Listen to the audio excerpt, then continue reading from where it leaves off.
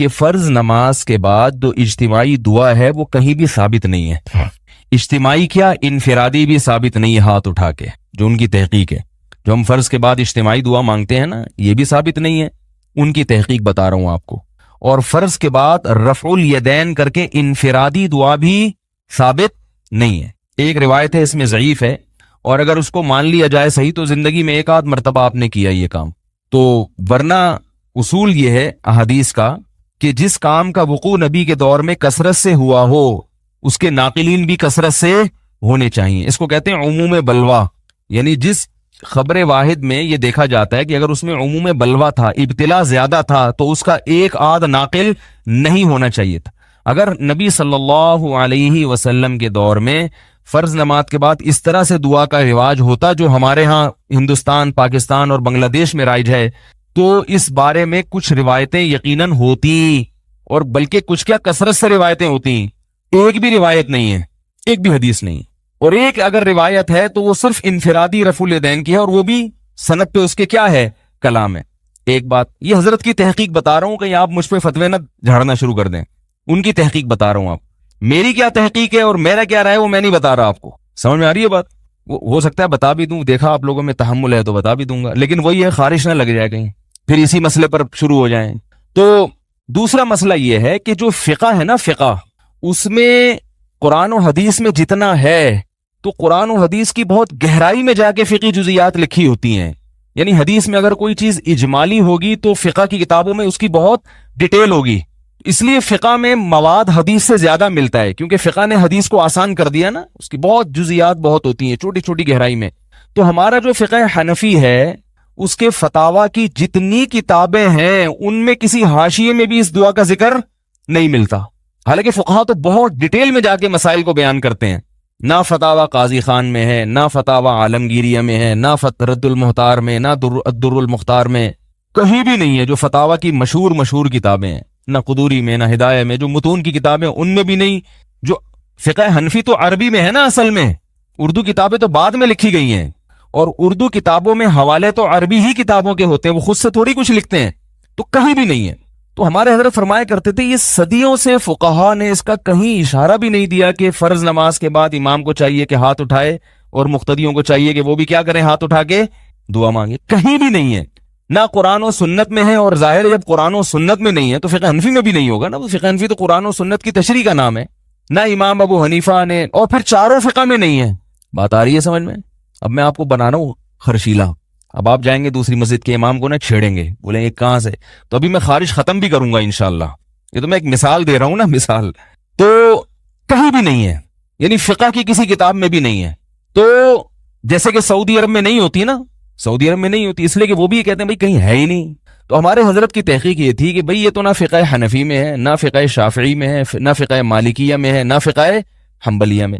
رہا یہ مسئلہ کہ حدیث میں تو بہت زیادہ تذکرہ ہے کہ فرض نماز کے بعد دعا قبول ہوتی ہے، تو بخاری مسلم کی حدیثیں ہیں.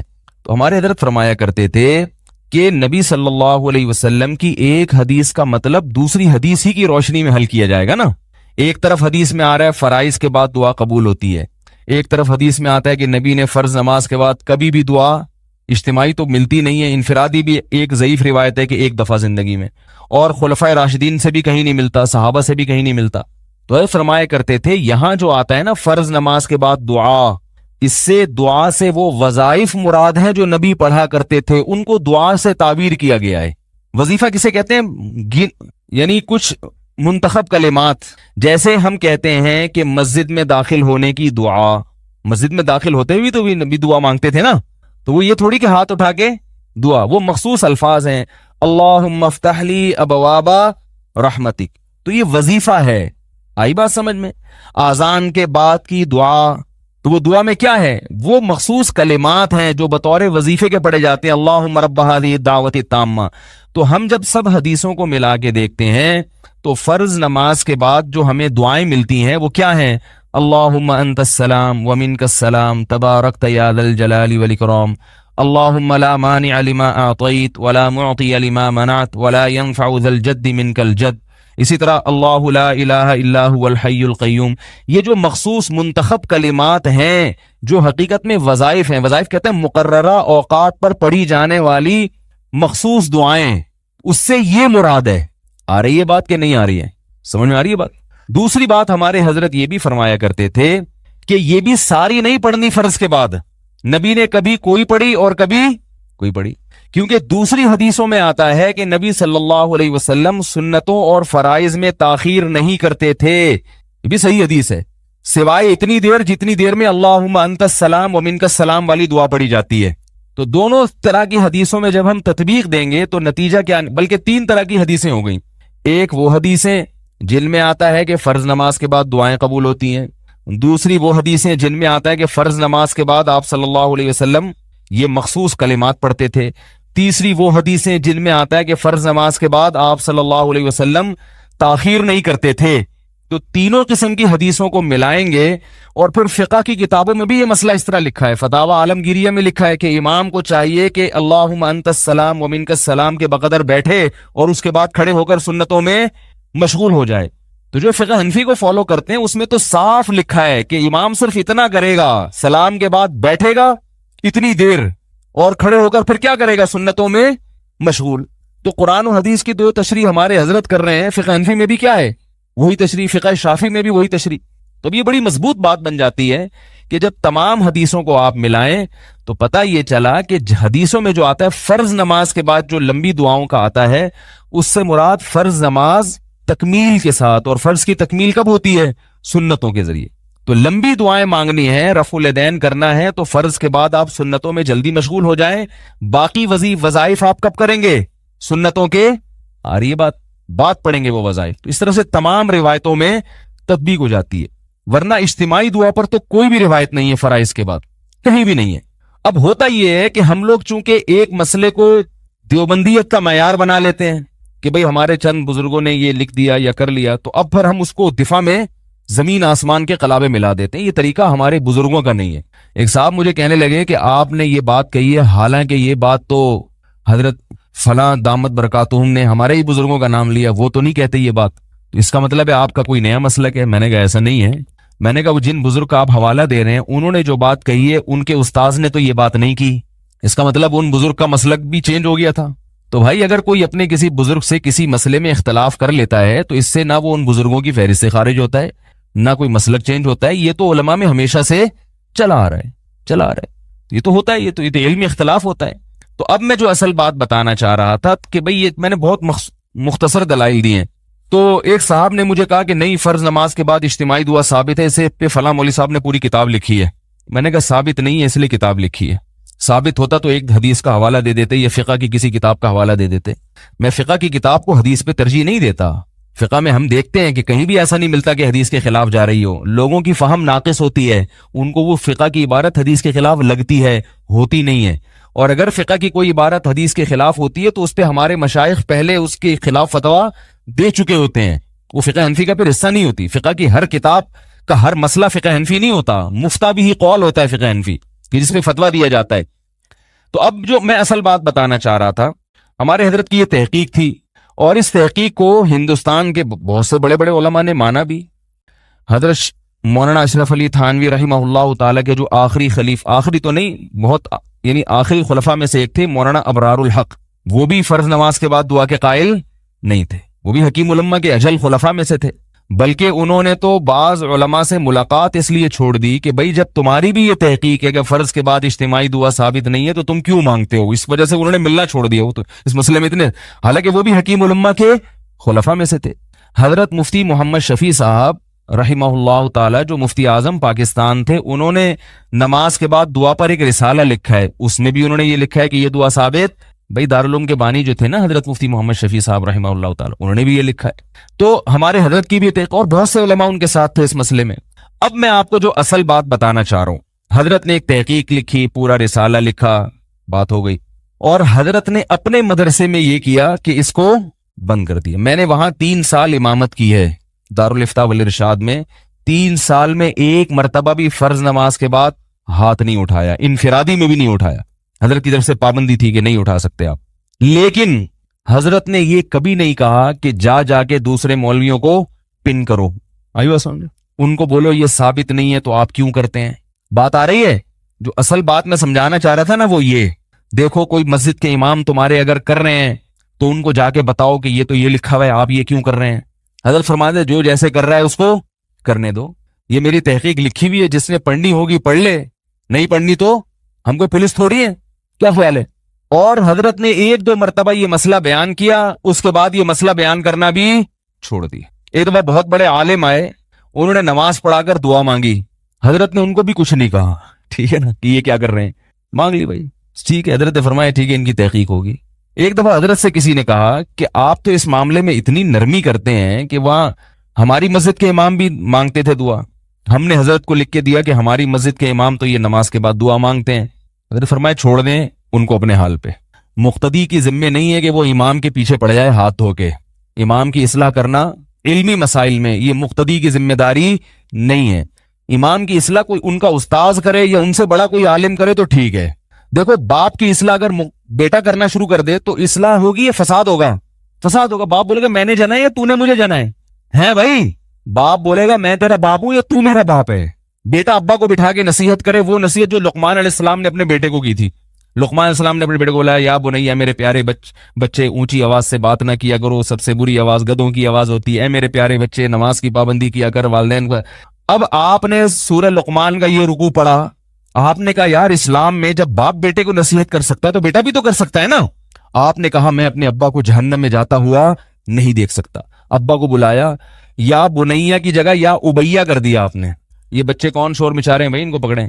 آپ نے اے میرے پیارے بیٹے کے بجائے اے میرے پیارے، بالکل وہی اسٹائل ہے، اسٹائل بالکل وہی ہے، صرف پہلے ابا بیٹے سے خطاب کر رہے تھے، اب بیٹا بھائی یہ بچے کو لے کے جائیں، مسجد کا کوئی بھی خادم ہے لے کے جائیں فوراً. تو باپ بیٹے کے خطاب کرنے کے بجائے کون خطاب کر رہا ہے؟ بیٹا باپ.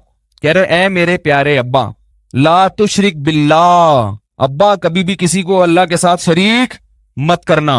ان الشرک لظلم العظیم، لظلم عظیم، شرک بہت بڑا ظلم ہے. اور اگر شرک سمجھ میں نہیں آتا تو مفتی طارق مسعود صاحب کا کلپ ہے یا رسول اللہ مدد والا، وہ سن لیں آپ. پھر لگا بھی دیا آپ نے. ابا یہ پورا سنیں. پھر آگے آپ ابا سے کہہ رہے ہیں قرآن میں بتا تھا وبالوالدین احسانا، والدین سے اچھا سلوک کرو. ابا صرف ایسا نہیں ہے کہ والدین اولاد والدین سے، شریعت میں باپ کو بھی بتایا گیا کہ اولاد سے اچھا سلوک کرے. آئی بات سننے. 2-3 نصیحتوں تک تو ابا سنے گا. پھر آپ آگے چلے، اقیم الصلاۃ، ابا نماز پابندی سے پڑھنی ہے. اور انہا ان تکن مثقال حبۃ من خردل، ابا یاد رکھو اگر ایک نیکی چٹان میں بیٹھ کے رات کی گہرائی میں، جیسے ابا بیٹے کو سمجھاتے ہیں نا، بیٹا کوئی بھی گناہ اگر مجھ سے چھپ کے بھی کیا نا تو مجھ سے تو چھپا لو گے مگر اللہ سے نہیں چھپا سکتے. تو اب آپ ابا کو اسی سٹائل میں سمجھا رہے ہیں. ابا میں ہر وقت آپ کے ساتھ نہیں ہوتا. اگر آپ نے پڑوسیوں میں کسی کی انٹی کو جھانکنے تاکنے کی کوشش کی یا کوئی گناہ آپ نے کیا ٹکٹکی باندھ کے بھی دیکھنے کی کوشش کی، مجھ سے چھپ سکتا ہے مگر اللہ سے نہیں چھپ سکتا. کیونکہ اللہ تو باریک سے باریک چیز بھی قیامت کے دن لے آئے گا، کیونکہ اللہ لطیف بھی ہے اور خبیر بھی. 3-4 نصیحتوں کے بعد ابا اگر ابا ہوگا تو زوردار قسم کا جھاپڑ پڑے گا کہ نہیں پڑے گا؟ بولے گا بہت ہو گئی بیٹا، 2 سن لی 3 سن لی، چلو یہ سوچ کے کہ آج میرے بیٹے پہ ایک غلبہ ہوا ہے. اور جب آخر میں آ کے جب آپ نے ایک تھپڑ مارا اور ڈانٹنا شروع کر دیا تو بیٹا آخر میں آیت پڑھ رہا ہے وَغْضُضْ مِن صَوْتِكَ، سورہ لقمان کی آخر میں کہ اپنی آوازوں کو پس رکھو. بھائی لقمان علیہ السلام تو اپنے بچے کو سمجھایا بیٹا آہستہ بات کیا کرو، کیونکہ سب سے بری آواز کون سی ہوتی ہے؟ گدھے کی. اب آپ کہہ رہے ہیں ابا بات ذرا سلولی کر لیا کریں، کوئکلی کریں، کوئی پرابلم نہیں ہے، لیکن سلولی ہونی چاہیے. کیونکہ ان انکر الاصوات لصوت الحمیر، اے میرے قابل احترام، بہت احترام کے ساتھ میرے بہت پیارے ڈیڈی، میرے پیارے والد محترم، سب سے بری آواز گدھے کی ہوتی ہے بھائی. تو حضرت نے فرمایا کہ مسجد کا امام قابل احترام ہے. علمی چیزوں میں جب وہ مقتدی سے سنے گا کہ میری اصلاح کر رہے ہیں تو اپنی بے عزتی محسوس کرتا ہے انسان. آپ ایک بہت بڑے ڈاکٹر کو سمجھانا گردے کا اسپیشلسٹ ہے، آپ جا رہے ہیں اس کے بعد ڈاکٹر صاحب میری تحقیق ہے کہ گردے میں جو ہے نا یہ جو بیماری ہے نا اس کا یہ علاج ہے. ڈاکٹر یہ فطری چیز ہے، انسان بے عزتی محسوس کرتا ہے. ہمارے ہاں جب کوئی 17 قاری آتا تھا، اگر وہ قرات میں غلطی کرتا تو ہمارے حضرت اس کو نہیں ٹوکتے تھے، بلکہ وہ کیا کرتے تھے کہ یا تو الگ سے بات کرتے تھے اس سے یا کسی اور قاری کے ذمے لگاتے تھے جو اسی جیسا ہو کہ آپ ان کو سمجھائیں. کیونکہ وہ قرات میں مشہور ہے. اگر وہ کہے گا کہ لوگ میری غلطیاں نکال رہے ہیں تو اپنی بے عزتی محسوس کرتا ہے انسان. یہ انسان کی فطرت ہے. یہ جو لوگ کہتے ہیں نا حق جہاں بھی ہو بول دینا چاہیے, غلط ہے 100%. حق بات بولنے کے لیے بہت ساری شرطیں ہیں, بہت سارے مواقع ہیں. تبھی تو قرآن نے یہ نہیں کہا کہ ادعو الی سبیل ربک, اپنے رب کی طرف بلاؤ, یہاں تک کہہ کے خاموش نہیں ہوا ہے قرآن. اگر قرآن میں صرف اتنا ہوتا ادعو الی سبیل ربک, اپنے رب کے راستے کی طرف بلاؤ, بس پھر ہم آزاد تھے, جیسے چاہتے بلاتے. اللہ نے فرمایا بالحکمہ, حکمت کے ساتھ, والموعظۃ الحسنہ, بہت عمدہ طریقے کے ساتھ, وجادلہم باللتی ہی احسن, بہت اچھے طریقے سے. احسن کا مطلب کیا ہے؟ دو طریقے ہیں, دونوں اچھے ہیں. احسن جو ہے نا کمپیریٹیو ڈگری ہے. اللہ نے یہ نہیں کہا وجادلہم باللتی ہی احسن, ایسے طریقے سے لوگوں کو دین کی دعوت جو اچھا ہو. نا نا نا نا نا نا, یہ نہیں. اچھے بہت سارے ہوتے ہیں. اللہ نے فرمایا کہ جتنے طریقے ہو سکتے ہیں بہت سارے اچھے ہیں, تو ان میں جو سب سے اچھا ہوگا نا اس طریقے سے بلاؤ. احسن کا مطلب کمپیئر کیا جا رہا ہے باقی طریقوں سے, تو اچھے طریقے سے بھی نہیں بلانے کا حکم دیا جا رہا, بلکہ بہت سارے طریقے ہیں دین کی دعوت کے, سارے اچھے ہیں. تو اللہ فرماتے ہیں تھوڑی دیر غور کر لو, دعوت میں تاخیر کر لو, جلد بازی نہ کرو, لیکن یہ دیکھ لو کہ ان اچھوں میں سب سے اچھا, بول لو نا یار کیا جا رہا ہے یار, سب سے اچھا کون سا ہے. پھر اس کے اچھے بھی آئیں گے انشاءاللہ. کہتے ہیں نا تمہارے تو اچھے بھی آئیں گے, پھر اس کے اچھے بھی انشاءاللہ دین کی طرف آئیں گے. تو ایک دفعہ کیا ہوا, تو حضرت نے پھر مجلس میں مسئلہ بتایا. فرمایا کہ بس یہ مسئلہ زیادہ نہ پھیلائیں فراز, کہ میری اصل فتاوی میں رسالہ لکھا ہوا ہے, امام خطیب ایک دفعہ بیان کر دے ممبر سے جو یہاں سے پڑھ کر گئے ہیں, اس کے بعد دوبارہ نہ چھیڑیں. پھر اس کی وجہ بتائی. فرمایا ایسا نہ ہو کہ میری پوری زندگی کا حاصل یہ نکلے کہ فرائض کے بعد دعا ثابت نہیں ہے. یعنی میں نے ساری زندگی جو پڑھایا اور دین کی خدمت کی, اس کا خلاصہ کیا نکلے کہ بھئی ان کی یہ تحقیق تھی کہ نماز کے بعد اجتماعی دعا ثابت نہیں ہے, اور یہ تحقیق پوری دنیا میں رائج ہو گئی. کہا ہمیں اس سے بڑے بڑے کام کرنے ہیں, بس یہ لکھ دیا.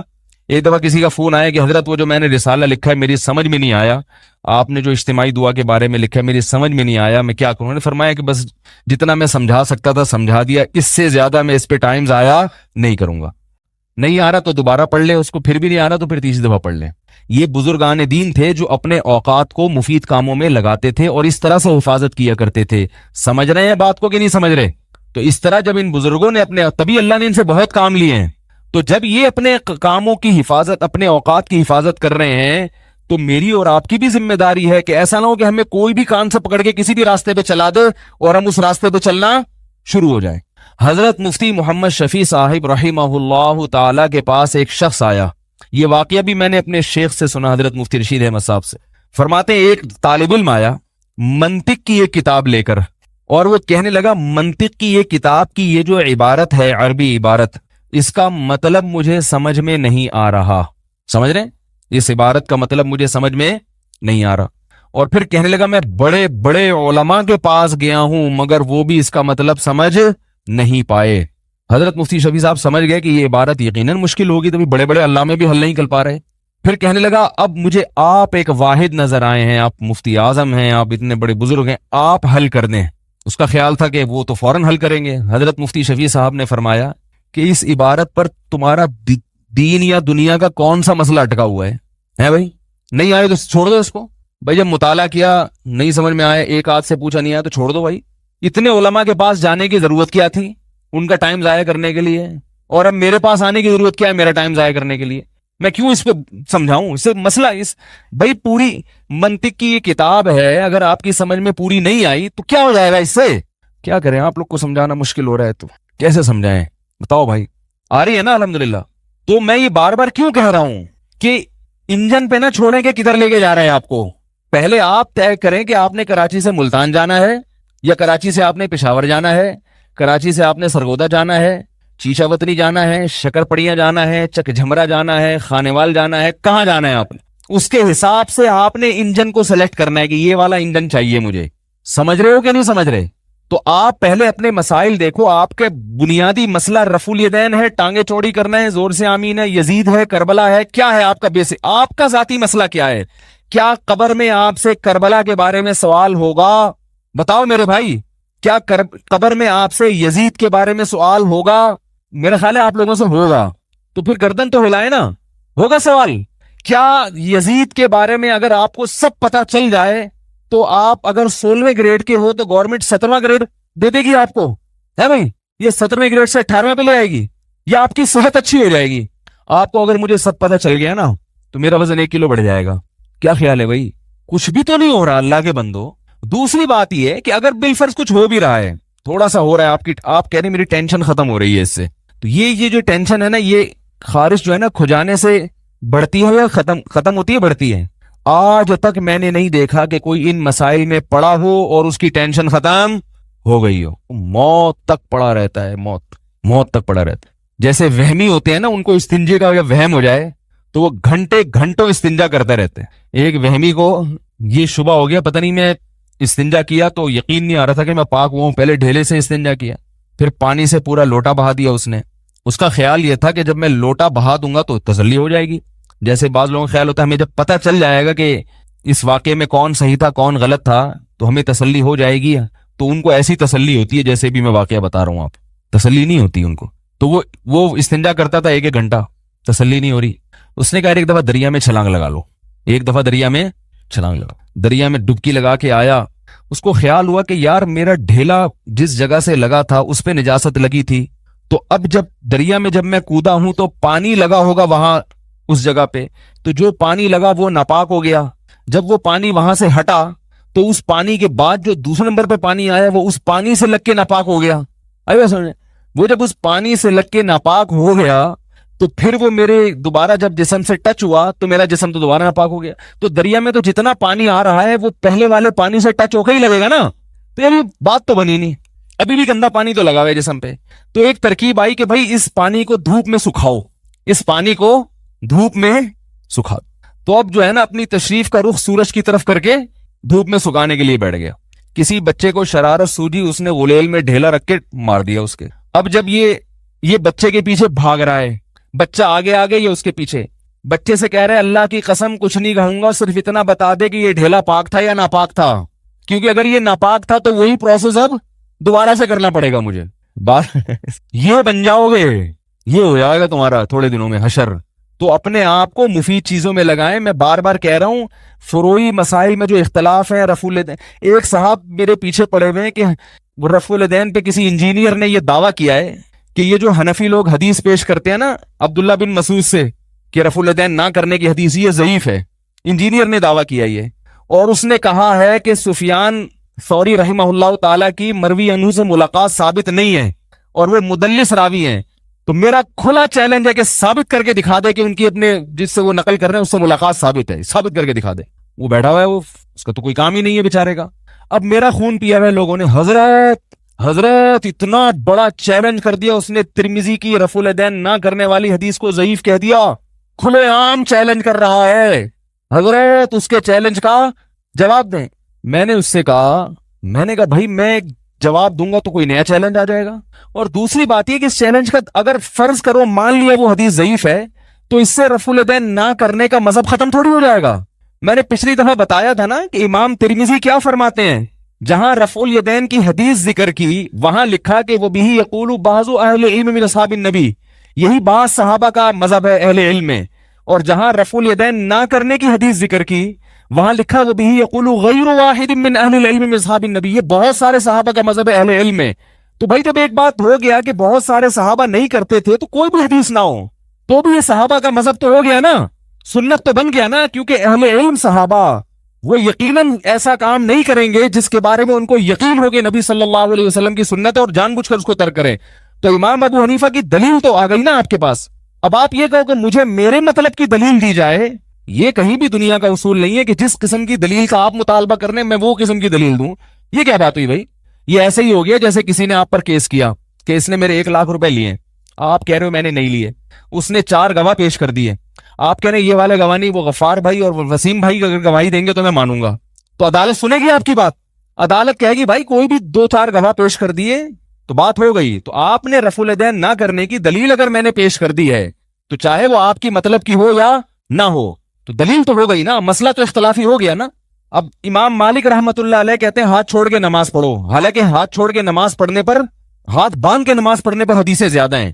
اب آپ امام مالک کے پیچھے پڑ جاؤ کہ یار یہ کہاں سے ہم کوئی جو ہے نا 10 حدیثیں پیش کرو کم از کم ہاتھ چھوڑنے پر. امام مالک کہیں گے میں کہہ رہا ہوں کہ اہل مدینہ نہیں کرتے تھے رفع الیدین، سوری ہاتھ باندھ کے نماز نہیں پڑھتے تھے، اور اہل مدینہ نے نبی کی آخری نماز دیکھی ہے. تو کہہ رہے میرے لیے اتنی دلیل کافی ہے امام مالک کے لیے. تو امام مالک کے خلاف آپ حجت پیش نہیں کر سکتے. کہیں گے بھائی میں اس کو دلیل مانتا ہوں. اب بھی آپ کہیں حدیث دکھاؤ، تو امام مالک اگر زندہ ہوں گے تو وہ کہیں گے کہ تم مجھ سے اپنے مطلب کی دلیل مانگ رہے ہو. یہ تو نفس پرستی ہے، یہ فرقہ پرستی ہے.